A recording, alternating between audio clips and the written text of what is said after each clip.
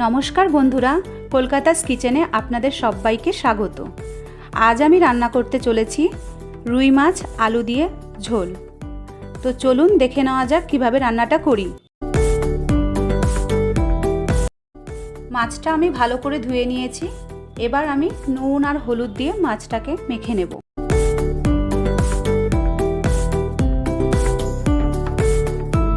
এইবার আমি গোটা মশলা কিছু নিয়ে নিয়েছি। আদা, 2 কোয়া রসুন, গোটা ধনে, গোটা জিরে, গোটা শুকনো লঙ্কা, 3টে শুকনো লঙ্কা নিয়েছি। আপনারা যারা যারা যেরকম ঝাল খাবেন সেই পরিমাণ মতো লঙ্কা দিয়ে নেবেন। এবার আমি মশলাগুলো পুরোপুরি শিলে ভালো করে বেটে নিয়েছি। বেটে তুলে নিলাম। কড়াই আমার গরম হয়ে গিয়েছে। কড়াইতে দিয়ে দিলাম সর্ষের তেল। এইবার আমি একে একে মাছগুলি সব ভাজার জন্য ছেড়ে দিলাম কড়াইতে।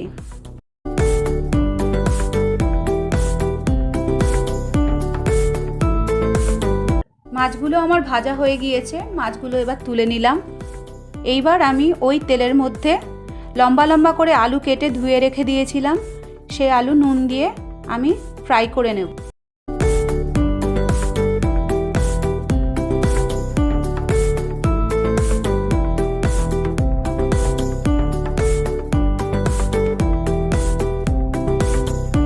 আলুগুলো আমার ভালো করে ভাজা হয়ে গিয়েছে। এবার আমি আলুগুলোকে তুলে রাখলাম। এইবার আমি কিছু সর্ষের তেল আরও কড়াইতে দিয়ে দিলাম। আমি তেজপাতা, শুকনো লঙ্কা আর গোটা জিরে ফোড়নে দিলাম। হালকা নাড়াচাড়া করে তারপর আমি কুচনো পেঁয়াজ আমি দিয়ে দিলাম কড়াইতে। আমি পেঁয়াজ কুচনো যখন ভাজি কড়াইতে তখন সামান্য 2-1 দানা হলেও চিনি দিই, কারণ চিনি দিলে পেঁয়াজের রঙটা ব্রাউন ব্রাউন আসে। এবার আমি টমেটো ঘষে রেখেছিলাম গ্রেটারে, ওটা আমি দিয়ে দিলাম। টমেটো দেওয়ার পর আমি ওর মধ্যে অল্প নুন দিয়ে নেব। মশলা কষানোর সময় যেরকম নুন দিতে হয় ওই নুনটাও একসাথেই হয়ে গেল। এবার আমি যে মশলাটা বেটে রেখেছিলাম সেই মশলাটাও এর মধ্যে দিয়ে দিলাম। মশলাটা নাড়াচাড়া করব আস্তে আস্তে। লো টু মিডিয়ামে স্টিমটা আমি রাখবো। অল্প অল্প করে জল দিয়ে মশলা কষলে তাহলে মশলাটা কড়াইতে তলা থেকে লেগে যাবে না এবং কষাটাও ভালো হবে। এইবার আমি 1/2 চামচ হলুদ দিয়ে দেব। কাশ্মীরি কালার মির্চ দিয়ে দিলাম 1/2 চামচ মতো। এখানে আমি ঝাল লঙ্কার গুঁড়ো দেব না। কাশ্মীরি কালার মির্চ শুধুমাত্র ঝাল হবে না, এখানে রঙটা করবে, কারণ আমি শুকনো লঙ্কা ঝালের জন্য অলরেডি বেটে রেখেছিলাম। এবার ভাজা আলুটা দিয়ে আমি মশলাটা আলুর সাথে আরেকটু কষিয়ে নেব। মশলা আমার ভালোভাবে কষে গেছে। এবার আমি ঝোলের জন্য জল দিয়ে দিলাম। খুব বেশি ঝোল আমি রাখবো না, তাই খুব বেশি জলও দিইনি। ঝোল আমার ফুটে গেছে। মাছ ভাজাগুলো আমি একে একে ঝোলের মধ্যে এবার দিয়ে।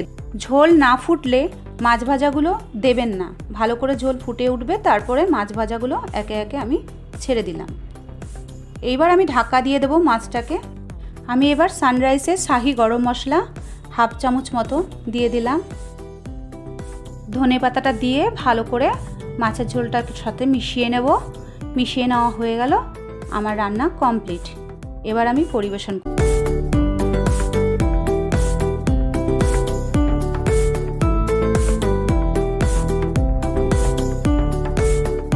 রেসিপিটি ভালো লেগে থাকলে বাড়িতে একবার ট্রাই করবেন। ট্রাই করে আমাকে জানাবেন। চ্যানেলটিকে সাবস্ক্রাইব করে লাইক, কমেন্ট, শেয়ার করে আমার পাশে থাকার অনুরোধ রইল। ধন্যবাদ।